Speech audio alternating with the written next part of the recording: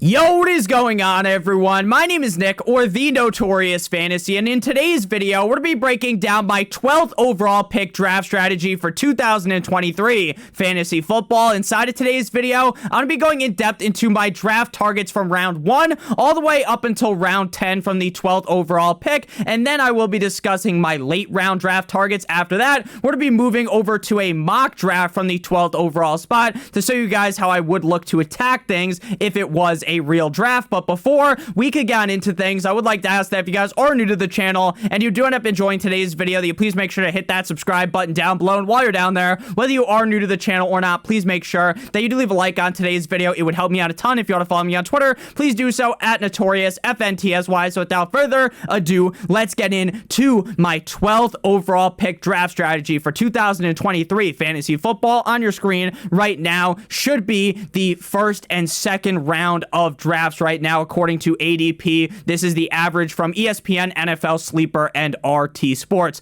So as the 12th pick in rounds 1 and 2, we get pick 12 and 13. According to ADP, the picks would be Davante Adams and Nick Chubb, and I fully agree with that. I think Davante Adams is one of the most slept upon wide receivers in fantasy football this season. I understand that Jimmy Garoppolo is his quarterback, but this guy dominated with Jarrett Stidham. He dominated with Derek Carr. I think he's going to be able to get it done easily with Jimmy Garoppolo. I think he has the upside to be the number one wide receiver in fantasy football. Nick Chubb, the reason why I like him is I'm all in on this Cleveland Browns offense. I think they're going to be a lot more consistent this year with Deshaun Watson. I like the fact that Kareem Hunt is gone because that gives even more receiving upside to Nick Chubb.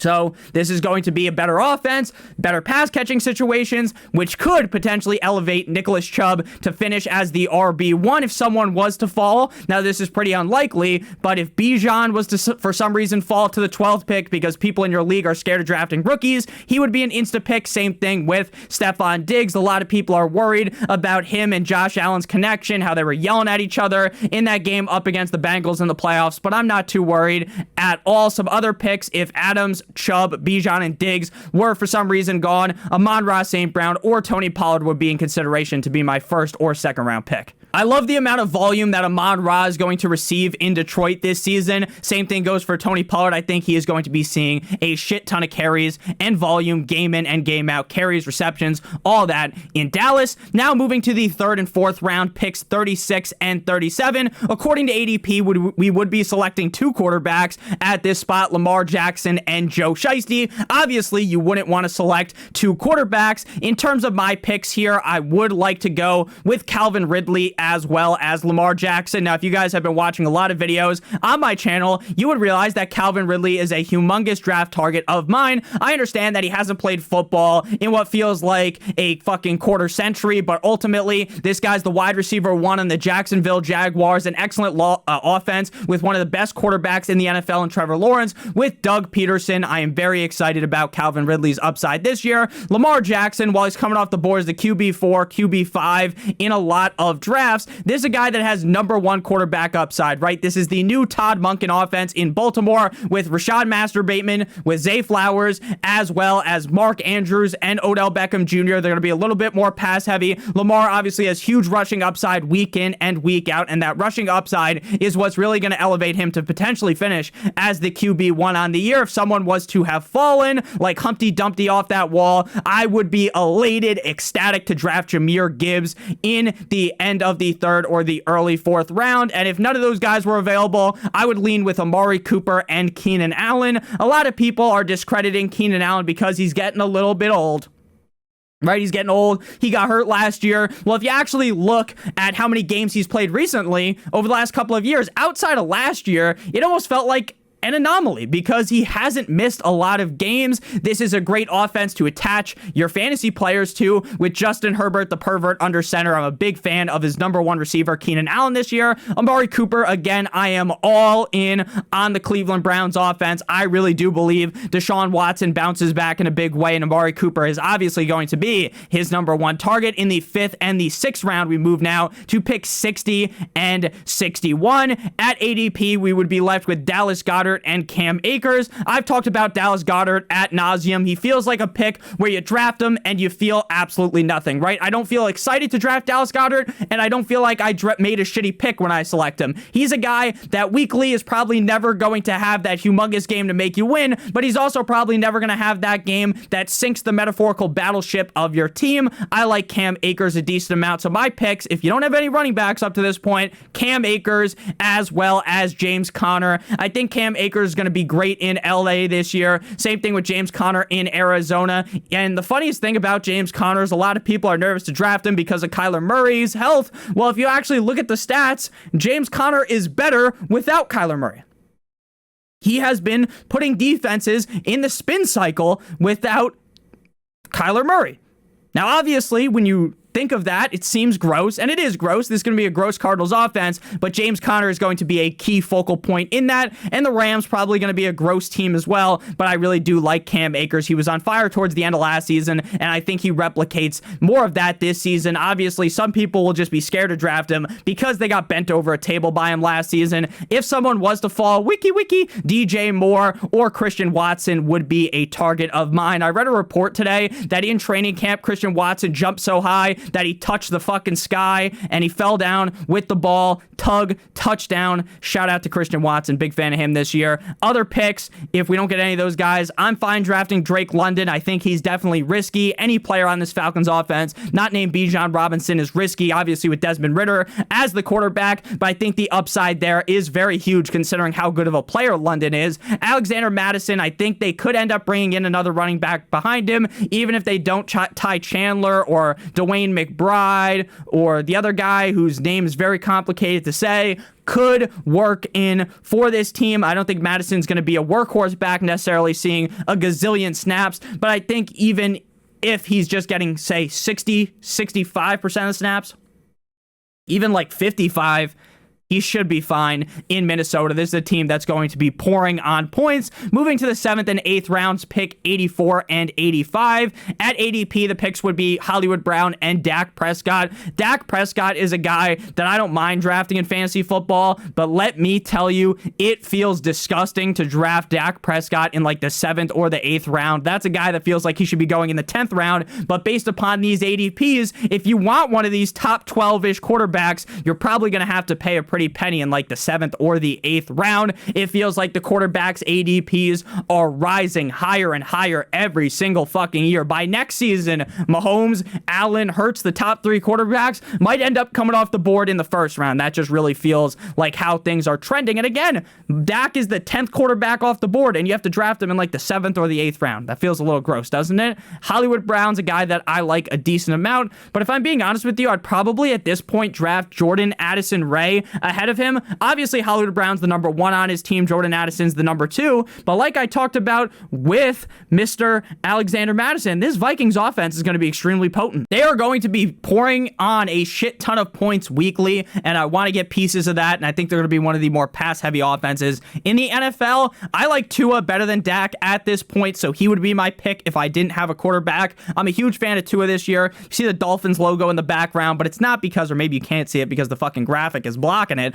but I don't really have any bias in fantasy for guys that are on the Dolphins, on my favorite team. If you guys have been watching for a while, I have shit on a lot of Dolphins players. I think Tua, if he's able to stay healthy, really could finish as like a top 5, top 6 quarterback in fantasy. He has the weapons to do it. The real question with him is health. If someone was to fall, James Cook is a guy that I went from full on fading. Like, I didn't want anything to do with him to me wanting him on every single team. Deontay Johnson, Michael Pittman, both guys that are going to be seeing a ton of targets game in and game out, volume monsters. Other picks, Jahan Dotson or Brandon Cooks. Brandon Cooks has been printing 1,000-yard seasons basically like Mike Evans ever since he's been in the NFL. Going from Houston to Dallas should help him a ton. And then Jahan Dotson in this Eric Bieniemy offense. I've talked about him a ton as well on this channel. 9th and 10th round picks 108 and 109. This is where things start to get gross. Now, I know people will leave in the comments, Nick, why do you include the kickers and the defenses? That's because in a lot of leagues that you guys are in, even if I disagree with playing with kickers, most people play with both kickers and defenses. I know it might seem absurd to some people, but it is the case. So the picks would be Gibson and Daniel Carlson. If you take a kicker anywhere outside of the last 2 rounds, you deserve to be sent to the fucking gulag. Do not draft a kicker or a defense that early. It is simply just not worth it when you can stream both positions off of the waiver wire. The only time where it's acceptable to take a kicker a little bit early is if you are in a league that limits the amount of waiver wire pickups you can do. I'm in a league where you can only do 30 waiver wire pickups in a season. So in that kind of a league, I think it is actually advantageous to not have to cycle your kicker in and out every week and actually pay up slightly for a better kicker. But again, that is not the case in a majority of leagues. I'm only in one out of a bunch of my leagues that does that. Gibson would be one of my picks. I love Antonio Gibson. I've talked up this Commanders offense. I've talked up Gibson as a guy that I think is going to be seeing a bunch of receptions game in and game out. Zach Charbonnet is another player that I like a ton. He would be my pick as well. Zach Charbonnet is in a Seattle Seahawks offense that, just like with the Minnesota Vikings, I think they're going to be scoring a bunch of points every single week. If something was to happen to Kenneth Walker, Zach Charbonnet would instantly fall ass backwards into being a league winner. And even if we see Kenneth Walker play the whole season healthy, I think Zach Charbonnet is going to cut enough into the pie of the running back workload to get volume. If someone falls to me, I love Khalil Herbert this year. I would be fine drafting Brian Robinson. He feels like more of a safety net. Right? I'm not really trying to be super safe late in the draft, but you kind of just know what you're going to get with Brian Robinson, and he played really good towards the end of last season after the motherfucker got shot. Other picks, Anthony Richardson, Quentin Johnston, and Zay Flowers. Love drafting these rookie wide receivers late with a bunch of upside. They're kind of guys that I wouldn't really want to play week 1, but I think a couple of weeks into the season, right? If an injury happens to one of the Ravens, an injury happens to one of the Chargers, knock on wood, we don't root for injuries, then Quentin Johnston or Zay Flowers would be put in a really good spot. In terms of late round targets after the 10th round, tight ends, the LA guys, Gerald Everett as well as Tyler Higbee. For the quarterbacks, I got an old LA guy, Jared Goff, and big cock Brock Purdy. For running backs, Rashad Penny, Devin 2 Chains, A-Chain, and Tank Bigsby. For receivers, Nico Collins, Zay Jones, Elijah Moore, Sky Moore, and Jalen Hyatt. If you got any questions about the late round guys, just leave them down below in the comment section. Let me know down below from the 12th overall pick, who are you going, and who are you going with the 13th overall pick, assuming that when we went back and talked about the ADP, Jefferson, McCaffrey, Chase, Eckler, Kelsey, Kupp, Hill, Barkley, Bijan, Diggs, and Lamb are gone. Who are you taking at 12 and 13? Let me know down below in the comments. Before we pivot into this mock draft, though, from the 12th overall spot, I would like to give you guys a quick word from our friends and our sponsor over at Manscaped. As draft season approaches, don't neglect the most important draft pick of them all, your game balls. We all know how injuries can ruin a season, so let Manscaped take care of that Reggie Bush of yours with their skin-safe technology. This should guarantee that you have a smooth ride into the playoffs. The leader in the below-the-waist grooming technology have a championship lineup with their Performance Package 4.0, and it's time for you to do the same. Join the 9 million men worldwide who trust Manscaped and get ready for kickoff by going to manscaped.com for 20% off plus free shipping using code Notorious. Now, we have all had that scenario where before your lady friend or your guy friend comes over, you gotta go shave down there, and sometimes maybe things go wrong, right? It looks like there's been a massacre in your shower when you go to shave. Well, that won't be a problem when you use Manscaped. So again, guys, make sure that you get 20% off plus free shipping with code Notorious at manscaped.com. That's 20% off plus free shipping with the code Notorious at manscaped.com. It is time to put the PP back in PPR and get a grip on your pigskin this season with Manscaped. Moving now into the mock draft. Again, shout out to Manscaped. We're going to be doing a 12-team PPR mock draft from the 12th overall spot. 1 quarterback, 2 running backs, 2 wide receivers, a tight end flex, kicker defense, and 6 bench spots, drafting up against the expert consensus rankings, as well as the composite ADP from ESPN NFL Sleeper and RT Sports. I boosted the position value of wide receivers because wide receivers are going to be going a lot more earlier and a lot more often in fantasy drafts. And as I say that, of course, the computer selects Christian McCaffrey number 1 overall, but I don't really think that's all that out of the ordinary, if I'm being honest with you. After McCaffrey, Justin Jefferson, Jamar Chase, Tyreek Hill, Cooper Kupp, Travis Kelce, Austin Eckler, Bijan Robinson, AJ Brown, CD Lamb, and Saquon Barkley. So we are left with a decision, right? And I talked about this at the beginning of the video, right? You're not always necessarily going to get who you thought you were going to be able to. Just looking at ADP doesn't necessarily tell you the whole story on who's going to be there. Sometimes players are going to fall. For instance, Stephon Diggs fell to us. And I have Diggs ranked one spot ahead of Davante Adams. So I'm going to go with Stefon Diggs here, and we are going to stick with the plan and go with 9-inch Nicholas Chubb as well. You could go double wide receiver here. You could even consider going double running back Nick Chubb and Tony Pollard, but we're going to go with Nick Chubb here. Again, we discussed both of them earlier on in the video, but to kind of further exemplify my point, when it comes to Stefon Diggs, again, this was Josh Allen with a fucked up arm last season. He got hurt during the season, wasn't necessarily playing the same as you're used to with Josh Allen. He was turning the ball over a lot last season. I think maybe he kind of fixes those turnover issues. I'm a big fan of this Buffalo Bills offense this season. You get the number one receiver in this Josh Allen offense. I'm a big fan of Stefon Diggs, and I think he is a very safe pick with a lot of upside. And then Nick Chubb, obviously, I've basically gotten down on my knees and given this guy the metaphorical gawk 9,000 every single draft because I draft him all the time. After Nick Chubb, Jonathan Taylor, Tony Pollard, Mark Andrews, Davante Adams, Amon-Ra St. Brown,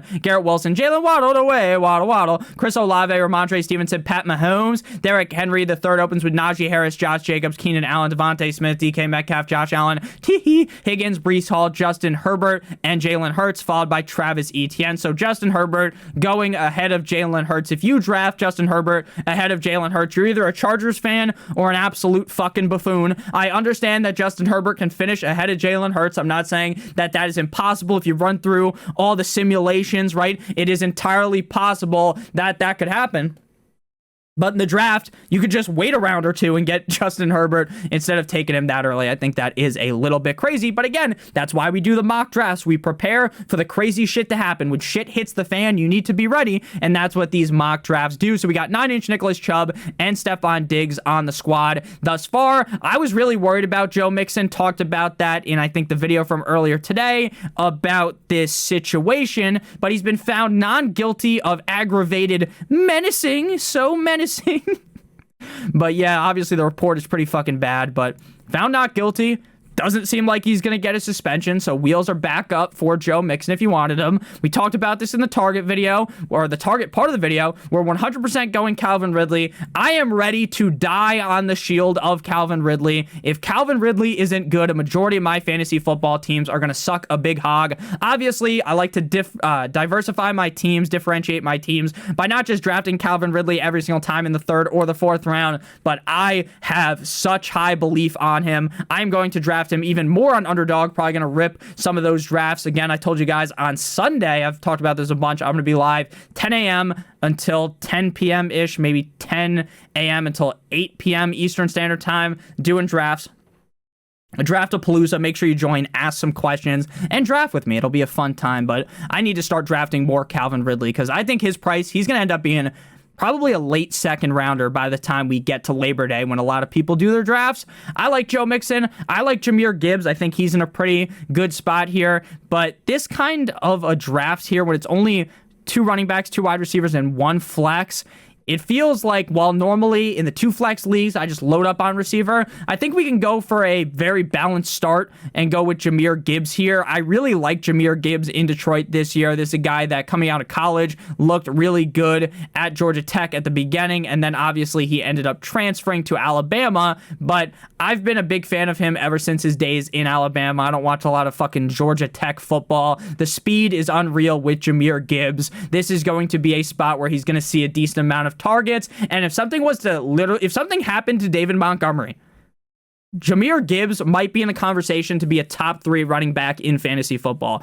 Obviously, David Montgomery is going to vulture some of the touchdowns, and some people will be scared to draft him because of that, but the amount of targets he is going to receive is very telling. He was a first-round draft pick. They sent DeAndre Swift's ass packing to draft Jahmyr Gibbs, so that tells me a lot. First-round draft capital.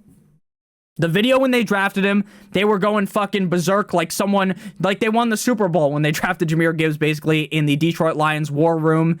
And I get they gave David Montgomery this money. He's going to score some touchdowns, but I definitely love Jahmyr Gibbs this season, and it would be hard to pull me away from it. And I really think the first 6 weeks when we don't have Jameson Williams in this Lions offense, Jahmyr Gibbs is going to score way more points in those situations. Like, it's going to be crazy. He might run out there as the number 2 receiver. After Jahmyr Gibbs, we see Joe Shiesty, Joe Mixon, Aaron Jones, Deebo Samuel, Miles Sanders, Amari Cooper, TJ Hawkinson, Lamar Jackson, Jerry Jeudy, Kenneth Walker III, Terry McLaurin the 5th opens with D-Hop, DJ Moore, Wiki, his quarterback Justin Fields, Alexander Mattison, James Conner, Cam Akers, Hollywood Brown, George Kittle, Brandon Ayuk, Chris Godwin, and Mike Williams. Would have loved to maybe triple tap running back early, gotten a James Conner, Akers, or Alexander Mattison type of player, but hey, sometimes they don't fall this way. At this point, it is basically a full-on wait for me at quarterback.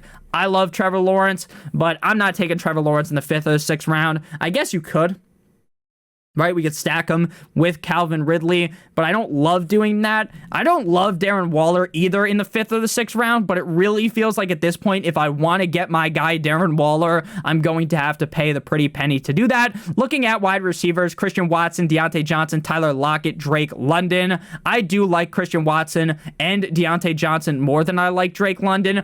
I feel like Watson and Johnson are a little bit safer. Again, London is kind of at the mercy of the quarterback play, right? The London Tipton. He's kind of screwed over if Desmond Ridder really sucks. So I'm going to go with Watson. I really believe more in Jordan Love than I think most people do. This guy has been looking great in training camp. I am all over him this season, and we're going to do it. You know what? We are going to draft Trevor Lawrence because once you get into this range, again, I love Tua, I love Danny Dimes, but again, they start to feel Deshaun Watson. They all kind of start to feel the same, whereas I feel like Trevor Lawrence is definitely a tier above these guys. Again, I talk about stacking a lot. I don't think you need to go into your draft feeling like I need to 100% stack, because then you're going to end up reaching, right? You're going to reach on Lawrence in like the 4th round or something crazy, right? You don't want to do that. But if the stack falls your way, you drafted, for instance, Ridley, you drafted Christian Kirk, and then you see Trevor Lawrence, just draft him, right? Stack it up, because this makes it so you have to get a lot less things right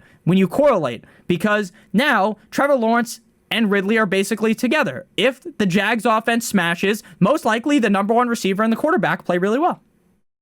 Right? Obviously, there's simulation of the season where Ridley sucks ass and Trevor Lawrence is amazing, right? But it allows you to get less things right every single week, right? Lawrence has a big game. Ridley's going to have a big game, right? They're both probably going to have big seasons. I'm a big fan of both of them, and I'm fine doing it. Again, I get why some people don't like it, right? If they both have a bad game, they kind of sink your team, but I think the positives greatly outweigh the negatives. After we went ahead and drafted Trevor Lawrence, Darren Waller, Drizzy Drake London, Deontay Johnson, Damian Pierce, Kyle Pitts, Christian Kirk, Dickie Dak Prescott, Rashad White, J.K. Dobbins, Alvin Kamara, Dallas Goedert. The 7th round opens with that pervert Deshaun Watson, Mike Evans, Jordan Addison, Tyler Lockett in my pocket. Skirt. Javonte Williams, James Cook, Danny Dimes, Vanilla Vic, Michael Pittman, David Montgomery, Brandon Cooks, and Kadarius Toney back up on the clock here. This is the point in the draft also where all the good tight ends are gone and all of them start to feel the same, so you just wait, at least in my opinion. I'm just going to wait.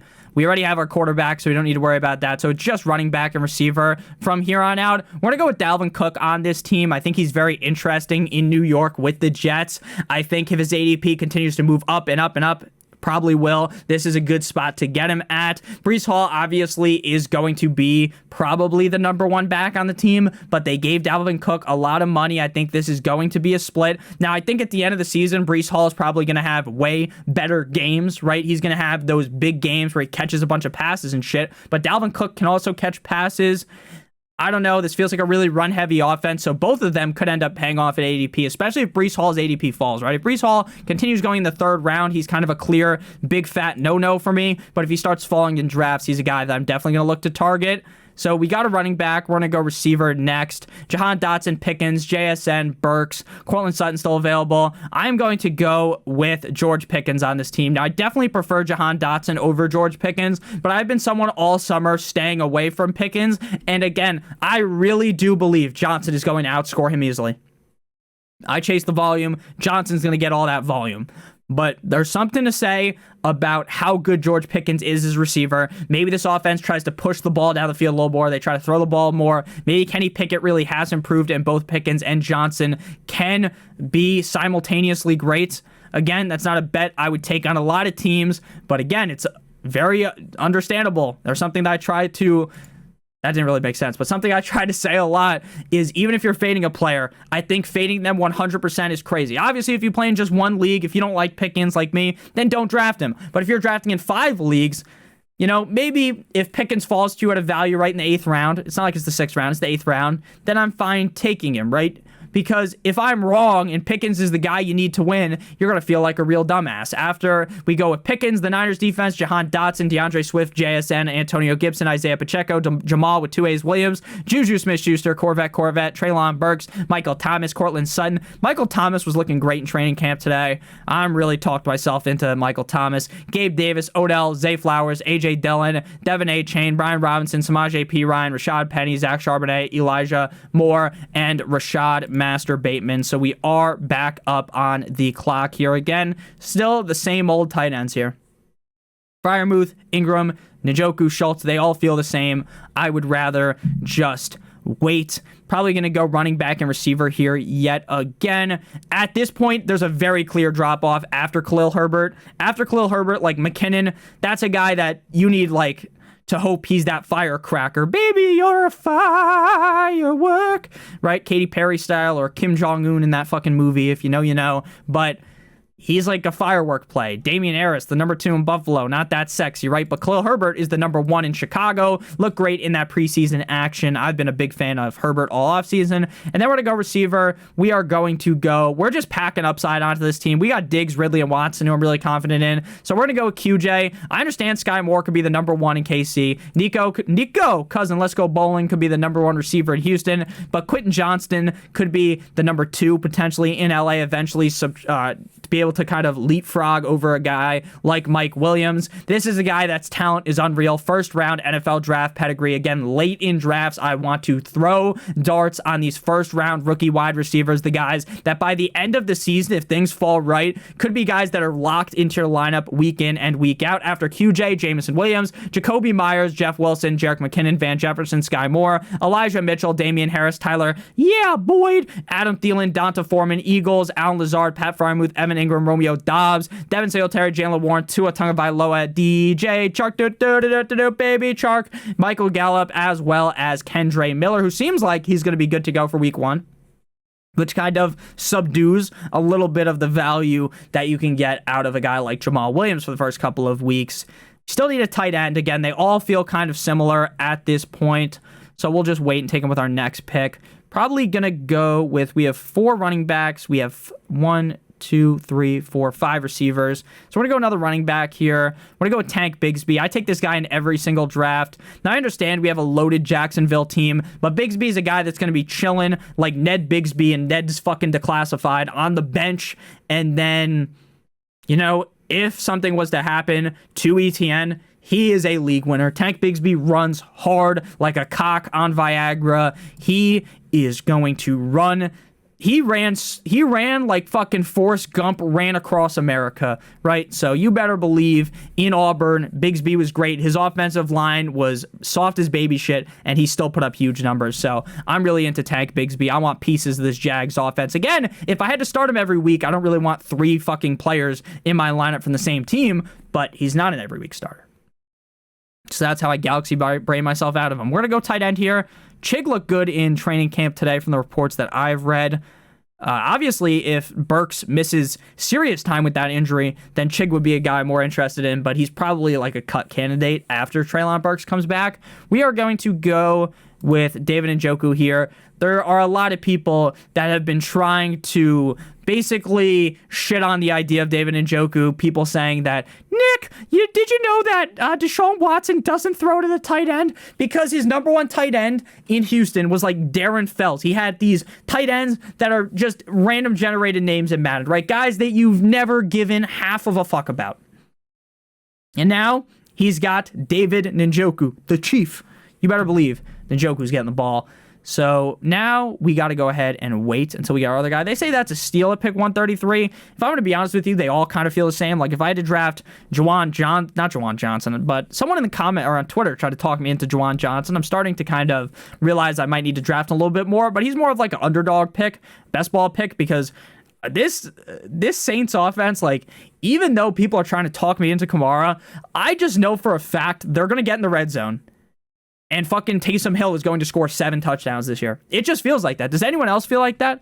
That Taysom Hill is just going to somehow score a million touchdowns? Like, look at his stats. 11, 9, 13, 7 touchdowns, right? He's just going to inevitably vulture a bunch of touchdowns, and it's going to make you want to launch your fucking remote through the television if you have one of those other guys on the Saints. Jamal Williams also going to score a lot of touchdowns. So we are going to close this bitch out with a wide receiver, defense, and a kicker. I do like Zay Jones, again, but there's too many Jags players on our team to do that. KJ Osborne has looked pretty good, looked really good in camp today. Obviously, Fantasy Pros never tell you that shit. Like, he looked so good in camp today, and they just don't talk about it. But it is what it is. Again, I don't overreact to camp stuff. Let's go with Jonathan Mingo, potentially the #1 receiver in Carolina on his rookie deal. Again, a guy that you got to wait to play, but has some solid upside. Other targets here, could have went with Zamir White, could have went Uncle Lenny, could have went Pierce, could have went Darnell. Here comes the Mooney. Could have went Hodgins as well.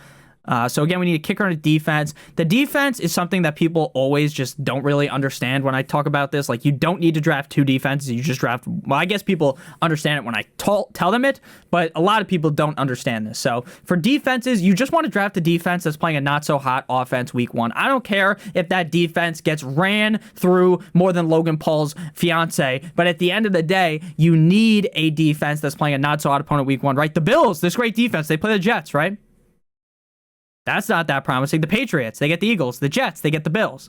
The Ravens, they get the Texans. That's the kind of defense you want. Even if you don't love the Ravens defense on paper, even if the Ravens aren't one of the best defenses in the NFL, they have a cupcake soft matchup. They have a cupcake soft matchup week 1, so that's what you want to be targeting. Again, first game ever of CJ Stroud. And then we are going to go with a kicker here, and we are going to close the draft off with Brandon. Oh, no, we don't need another Jags player. Let's go with Matt Gay of the Indianapolis Colts. So we get an A. My opinion is 100. This team's amazing. This actually might be my favorite team I've drafted by far in these mock drafts that I've done, as well as in this draft strategy series. 93 out of 100. Our quarterback was T-Law. Running backs were Chubb and Jahmyr Gibbs. Our receiver was Stephon Diggs and Calvin Ridley. Tight end Njoku. Flex Watson. Our defense and kicker are Matt Gay. And the Baltimore Ravens, our bench is Dalvin Cook, George Pickens, Khalil Herbert, Quentin Johnston, Tank Bigsby, and Jonathan Mingo. So thank you guys all so much for watching. If you did end up enjoying, make sure to hit that subscribe button, hit that like button down below, and let me know if you have any questions about the 12th overall pick and your draft strategy entering your draft. Love you guys all again. Make sure you tune in on Sunday, Draftathon, 10 a.m. Eastern Standard Time on. Love you guys all so much. Have a great one. And as always, good boy.